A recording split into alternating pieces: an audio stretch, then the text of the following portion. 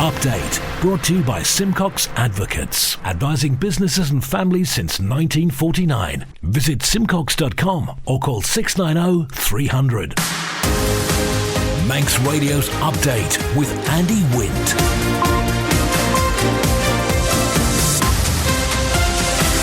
Pastor Mai, good evening. It's 5:30. This is Update for Thursday, 25th of April 2024 from Manx Radio. 30 minutes looking at the latest news from the Isle of Man. Background to the news, we got sport and business and travel updates on the newsmakers in person this evening. CCTV cameras in high school toilets turned off. Criminal investigation suspends 2 gaming licenses. Listening to You was in Douglas last night and is in Ramsey in half an hour's time. Social security messaging platform launched, and Jade the Grenade makes her professional debut this weekend. Man Benham for all your business and legal needs. First of all, at 29 minutes ahead of 6 o'clock, the Update News headlines. Faster My Dave Moore. Faster My. Specialist firearms officers were deployed earlier today near Laxey. A road close to the Ballabeg tram crossing was closed for a short period. Police say no members of the public were at risk of being harmed. More than 3,000 new jobs have been created since the start of the current administration, according to government figures just published, including a net gain of almost 1,400 in the public sector. However, some areas have seen the numbers of roles decrease. The Isle of Man government's launched a secure messaging service for social security customers. The two-way platform allows people to send and receive messages, forms and documents directly with the department. Elsewhere, New York's highest court has overturned Harvey Weinstein's 2020 conviction for rape after deciding he hadn't received a fair trial. It found the judge had prejudiced the ex-movie mogul with improper rulings. It's understood the Scottish Greens are going to vote against Humza Yousaf in a vote of no confidence next week. Earlier, the First Minister announced he was ending a power-sharing agreement with the Greens, days after a key climate pledge was scrapped. And police in Carmarthenshire say they've arrested a teenage boy on suspicion of making threats which referenced yesterday's school stabbing. 3 people were attacked at Ammon Valley Comprehensive, and a teenage girl's being held on suspicion of attempted murder. Those are the Update News headlines. The next bulletin is at 6. Secure tomorrow today with Man Benham's guidance on powers of attorney and more. Manx Radio Weather with Manx Glass and Glazing. Goromaya, thank you, Dave, from the Ronaldsway Met Office. There's no wind warning in operation for the North Irish Sea. State of sea is slight, and the weather this evening, well, lovely. What you see is what you get. Dry, late sunshine, blue sky. It's going to be clear overnight, minimum down to 2 degrees Celsius. Cold enough for a grass frost in many places. And for Friday, tomorrow, Chehenya mostly dry with sunny periods in a light to moderate north-northeasterly, up to 11 Celsius, down to 5 through the night. For Jasan, dry and bright on Saturday with a light northeasterly, becoming northerly. Top temperature is 12 Celsius. Tides on the way out, low water 26 minutes past 7, sunset 19 minutes to 9, high tide 1:21 a.m, sunrise 9 minutes before 6, and the morning low tide at 11 minutes to 8. Manx Glass and Glazing are proud to be an approved contractor with Construction Isle of Man. Call the team on 674 573 or visit the showroom on the Snugborough Trading Estate. The Department of Education, Sport and Culture says CCTV cameras in toilets at 2 high schools that weren't fully GDPR compliant have been switched off. It's after the Information Commissioner issued a warning to stop operating the surveillance systems inside students' toilets with immediate effect. The story from Amy Griffiths. On the 18th of March, the authority issued urgent enforcement notices to both Ballacameen and Castle Rushen high schools. Both schools were told to comply with that request by the 26th of March.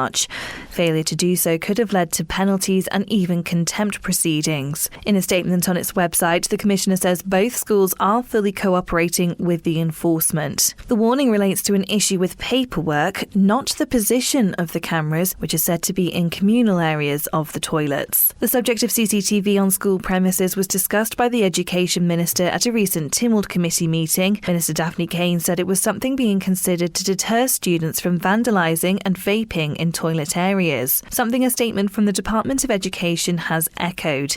It says it was recently determined that 2 schools on the island were not fully GDPR compliant in relation to their usage of CCTV. The matter was raised by the Information Commissioner, and both schools worked with DESC to promptly complete and return all necessary documentation. The CCTV was installed to improve site security and also to serve as a deterrent against vandalism and inappropriate behaviour. DESC says a proportion of the cameras have now been switched off and won't be back in use until approval's been received. The Isle of Man Gambling Supervision Commission suspended the licences of King Gaming Limited and Dalamine Limited whilst a criminal investigation's carried out. The story from Lewis Foster. The Commission, which regulates both companies, published the announcement overnight, saying it's taken the decision pending a regulatory review. It says the move is in line with its regulatory objectives and will be assisting its partner agencies in the matter. King Gaming describes itself as providing a wide variety of online sports, casino and lottery products for its customers, and it's continually adding to its immersive suite of games. For context, it's the company which is having its new campus-style headquarters built by Jade Tree Limited on the former Cunningham's holiday campsite. Anyone heading along Victoria Road in Douglas will have seen the development taking place in recent months. Its current registered address, though, is on Bucks Road. At the time the new development was approved last year, it was described as the largest ever single private investment on the Isle of Man. As the subject is matter to a criminal investigation, the GSC says it would be inappropriate to comment at this time. The Isle of Man in 30 minutes. Update on Manx Radio with Andy Wint. Faster Mites, 23 minutes before 6, live from Douglas in the Isle of Man. This is Manx Radio, and the last of the government's Listening to You roadshows takes place at Ramsey Grammar School in about 24 minutes' time. They've been taking place around the Isle of Man this week and have been billed as an opportunity for you to have one-to-one chats with ministers. These people were at last night's event at Ballacameen High School in Douglas. Hi, so my name's Roy Duggan. I've been in catering for over 30 odd years. I'm here today for the meeting just because it's really struggled. I've never seen it as bad as the way it currently is. Just purely curiosity, really, to see them all in their feathers and see how they answer the questions. We can't get a house. 50% of 18-year-olds leave straight away. We all know it's expensive to live on the Isle of Man. We've looked for places. It's like $6.50 per person to rent on the Isle of Man is sort of the cheapest. Rental properties to buy, they all outclass my wage. I work a regular 60-hour week job most weeks. $6.50 a month for a room with a simple utility like a shower and a bathroom and a small kitchenette wipes me out. You could live there, but then you can't do anything fun. So you can either work and live there, but then have no life, or live with your parents, or move away from the Isle of Man. Well, what brought me along tonight was I just wanted to hear from the Treasury what they were going to do to support people who are first-time buyers. Firstly, it was with house prices and the idea that there is not a lot of support for people, couples like we are, who are professionals who have gone to university, become educated to fill those jobs with education and health and so on. There's not enough support out there. What are they doing to help reform the department to retain teachers on the island? Because we do get better offers if we decide to move abroad. Jade Burden, the Isle of Man's first ever professional female boxer, says she's hungry for glory as she prepares for her pro debut in the sport in Liverpool this weekend. The Grenade told Manx Radio how preparations have been for the event, which will see her involved in the same show as fellow Manx fighter Jamie Devine. It's been a great camp. It literally couldn't have gone any better. I've had some unbelievable sparring. I've sparred current world champions, I've sparred ex-world champions, I'm sparring up and coming.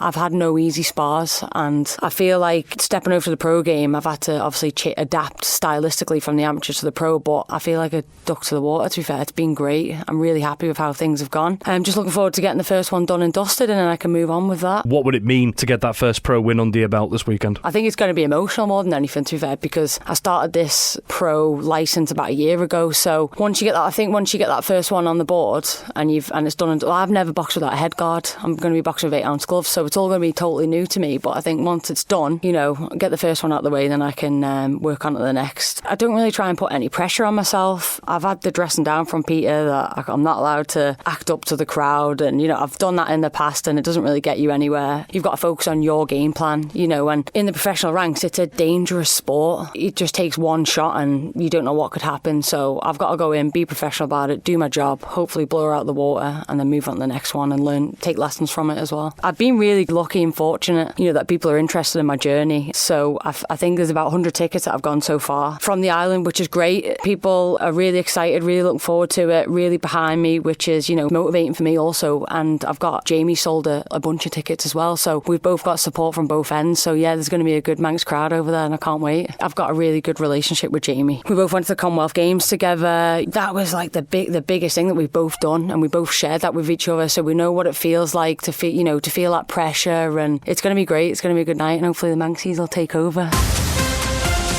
Update brought to you by Simcox Advocates, advising businesses and families since 1949. Visit simcox.com or call 690 300. The Isle of Man government's launched a secure messaging platform for social security customers. It'll allow people to send and receive messages, forms and documents directly with the team. The political member with responsibility for social security, Michelle Haywood, MHK. It's a way that service users and staff can actually send documents and messages between each other in a secure way, so electronically. So I think perhaps in the past service users would have been used to having to send in birth certificates or having to send in documents of some sort, and that's always a bit stressful sending them through the post. But now you can send them secure electronically, and you know that it'll get there, you know that nothing's going to get lost on the way, and you can equally have documents and messages sent back to you in a secure way as well. It's all embedded in the system that's been built, so that that's part of the reason we've taken time to transform the way we deliver social security. So it's in there. They have to sign up to the system and they will need their national insurance number to do that. But obviously we cross-check that with the data that we already hold to make sure that we're talking to the right person. The old methods still exist, so you can still take your documents down there, or you can still send them in by post if you want to. That still happens. None of that's going. All that happens here is that there's a sort of a quicker route to doing it. And for some people that will absolutely suit them. And for those that it doesn't, the existing routes are still there and they can still use them. We're not about making things difficult for people. We're about trying to make it easier. Any of the service users can go on and do it. So you can enrol to the Social Security online service. Currently, incapacity benefit and claim extensions are handled that way. Permitted work is handled that way, and you can change your payment details. And now this new messaging part of the system has been released as well. So any of the service users that use those services can go on and use that. Manx Radio Business Briefing. At 17 minutes before 6 in corporate news, the UK-based mining giant Anglo American jumped 12% after confirming it had received an unsolicited, non-binding and highly conditional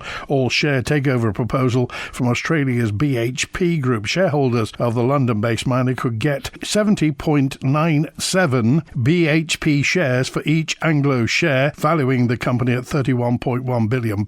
Anglo said it's reviewing its proposal. For a full daily market report, go to ramseycrookall.com. Anglo American, by the way, operates mines in Chile, South Africa, Brazil, Australia and others. Had a stock market value of about $29 billion before the approach was made public. BHP, based in Australia, is the world's largest publicly listed mining company with a market valuation of 229 billion Australian dollars. A year ago, BHP bought copper producer Oz Minerals for 9.6 billion Australian dollars and confirmed the proposal will give it access to Anglo American's copper assets. The price of copper, by the way, has risen on the global market by more than 15% this year alone due to the metal being in high demand as the shift to clean energy accelerates. The Stock Market Report, brought to you by Ramsey Crookall. UK and European markets closed lower. US stocks fell after a sharply lower than expected reading on US GDP for the next quarter. Gold was higher and crude oil futures pulled back. The numbers reported by Ramsey Crookall at the close in London. FTSE 100 up almost 0.5%, 8,078. The DAX in Frankfurt was down almost a single percentage point at 17,000. 38,923 at the close. A short time ago, New York City, the Dow Jones Industrial down 1 6/10%, 37,916. The Nasdaq Tech Stocks Index down 1 7/10%, 15,445. It's all red in Chicago in the Midwest. The S&P 500 down 1 1/4% at 5,008. But of course, the trading day continues across the Atlantic. In the exchange markets, the British pound sterling trading at $1 24.9 cents, €1 16.5 cents, and 23 South African rand 78.6 cents. In commodities, gold up almost 0.6%, $2,329 per troy ounce, and a barrel of Brent crude down 1 6/10%, $86.64. I'm running late again. Do you know where I put my car keys? In the fridge. Where's my phone? Under the dog basket. Bye. You haven't forgotten that we're seeing Ramsey Crookall later? Oh, no, of course not. 5 p.m, is it? 2:45. I'll be there. Life is busy. That's why Ramsey Crookall's team takes time to help you make a mindful investment decision, considering all the options, giving you full control of your financial future. Less stress, more assurance. Forgot to put my shoes on. Oh. See how we can make your money work for you. Call 717171 or visit ramseycrookall.com. Licensed and regulated by the Isle of Man Financial Services Authority. This is the most listened to Isle of Man news source, and Manx Radio's Update is the Isle of Man's most downloaded news podcast. Faster by, it's 14 minutes before 6. Thanks for tuning in tonight. Do politicians on the Isle of Man need to engage more with the Isle of Man's youngsters? Well, the Isle of Man's one of the few places in the world where the minimum voting age is 16. And in today's Man in Line, these sixth formers from Castle Rushen High School were asked what they knew about politics. Not a lot, to be honest. Really? Who's the Chief Minister, Matty? Alf Cannon. Oh, that's one. Yeah. Come on. Who's the Louis, who's the Treasury Minister? I'm not very clued up on this particular field. No? I think Corbyn is. I'm fairly Corbyn? sure. You look like you know who the Treasury Minister is, Corbyn. Not the foggiest. No. Do you follow Manx politics at all? Not at all, no. Do you follow any politics at all? I follow a bit of UK politics. Yeah, do you know who's contesting the American presidential election? I know one of the Kennedys is it his nephew? He's going for it, isn't he? Is it? Yeah. Who is Robert it, Louis? Kennedy. Who's contesting the American Robert Kennedy. Presidential election? Yeah, Robert Kennedy. Who is it, Matty? I cannot tell you. Okay, who can tell me who's contesting the American presidential election? Jasper, you can, can't you? Would it happen to be Donald Trump? Okay, yes, if he makes it out of court, yes. Yeah, if he does. And representing the Democrats? Joe Biden. Joe Biden, he is, yeah. Who do you think's going to win that? Hopefully Joe Biden. I don't think the world could handle another term of Trump. Do you think, the fact is, though, lots of Americans like Donald Trump. Yeah, that's unfortunately true, but we've seen his popularity decline quite a bit over the past 4 years, especially with his whinging about everything on Truth Social, whatever it's called. It's definitely turning people away.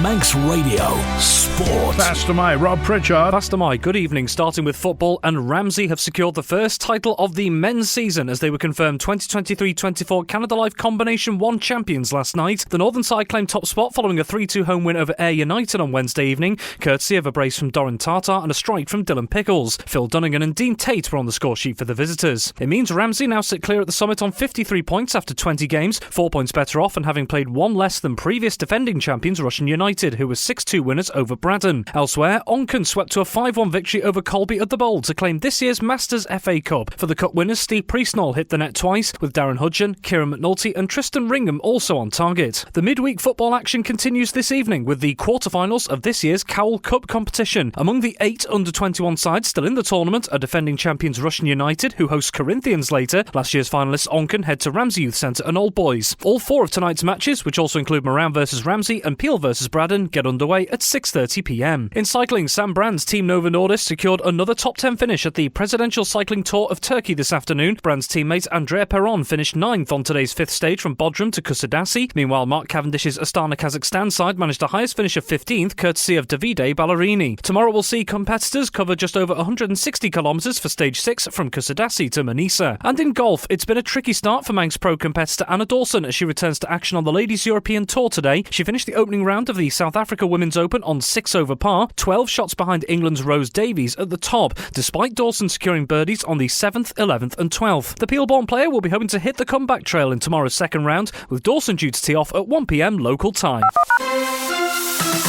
Manx Radio Travel, driven by Quayside Tyres and Service Centre. Inbound at Ronaldsway, the 7:25 EasyJet from Gatwick, the 528 Loganair from Liverpool returning patient transfer, and the 10-9 Loganair from London City are all showing on time. Inbound, outbound 6 o'clock Loganair to Liverpool, and the 528 EasyJet return to Gatwick showing on time.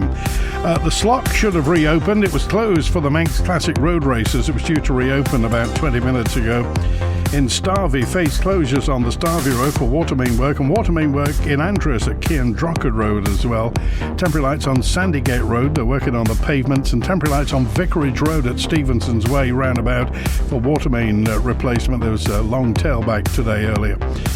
Part of the old Castletown roads closed between Port Sodrick, Glen Road and Marine Drive.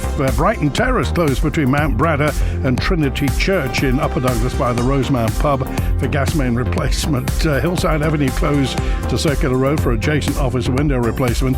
Part of Switzerland Road's closed for building work till November. Temporary lights on the TT course at Sulby Bridge, and temporary lights on the main road at Ballakill Ferrick Road for electrical work, and phase closures there too for water main work. Ask how you can spread the cost interest-free at Quayside. The Department of Infrastructure says it acknowledges the need for a review into income thresholds for public sector housing. It follows calls from Oncon MHK Rob Callister for the limit to change, saying the amount you can earn before being unable to qualify has been set too low. Here's Dave Moore. The DOI says income thresholds were increased by 14.5% last year to take into account the rising cost of living. The last time they'd been reviewed before then was 2019. They say these changes were reflected in updated fixed-term tenancy guidelines coming into effect from that date, and resulted in the department and all local authorities recalculating rents for tenants, and where the changes resulted in a decrease to what they were paying. On examples provided by Mr Callister, the department says it appeared the version of the guidelines he's referring to is the version in place prior to those changes being brought in. That said, it acknowledges it was only intended as a temporary and quick fix, and there is need for a wider and more intensive review of the legislation that sets out the eligibility criteria and the way in which tenants are allocated to housing. The department says it's commenced work on that review and is actively engaging with the local authority housing providers through a series of workshops on proposals to reform the policy before beginning to draft legislation and formally consult both with the public and local authorities. Update brought to you by Simcox Advocates. A new unit at Nobles Hospital is hoping to reduce the length of time people wait to be seen in A&E. The Ambulatory Assessment and Treatment Unit, AATU, means those not needing to be admitted can be given an appointment to come back at a later time. Involved in setting up the unit, Joe Standish and Gavin Turnbull. Patients requiring things such as antibiotic therapies that they would usually receive in the hospital. If a patient's clinically stable and deemed appropriate by the consultant, they could be managed in ATU, where we could deliver that therapy once a day, and that would save the patient having to remain in hospital overnight. So that could significantly reduce patient stays in hospital, and it still delivers care to them in an appropriate and safe environment. Having the ATU unit relieves pressures in the emergency department. Patients that come to ATU wouldn't necessarily be at the top of a priority list, which we call a triage category, so they would have longer waits in the emergency department. By facilitating their care through the ATU unit, they can get an allocated time slot, and they are also seen by the correct clinician rather than having to be seen by an emergency clinician and then a medical physician. Anyone referred to ATU has been assessed so that we know when you come here you're in the most appropriate place and that we can deliver the correct treatment for you, and if not, we know where the correct place to refer you onward is. I would say so far in ATU we've had a really good response, and it's proved to itself how vital it has been as a service and how much it's really been missed before it was here. It's showing large numbers of patients that are applicable and that we can see, and a lot of responses we're having from clients that are using the service is very positive.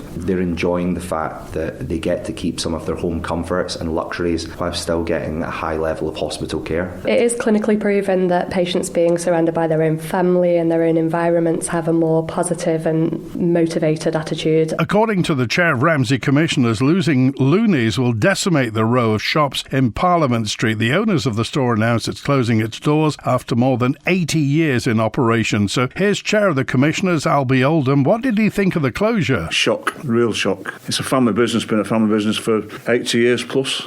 It's going to decimate that row of shops. It's the shop in there, if you know what I mean. I think the island, the world is suffering at the moment. This place, the courthouse, it's starting to slow down slightly. So maybe just general, the way the world's going. I think they're suffering because of the internet, a lot of them. It's cheaper. I myself buy stuff off the internet, but it's stuff I can't get on the island. I haven't got an answer for it.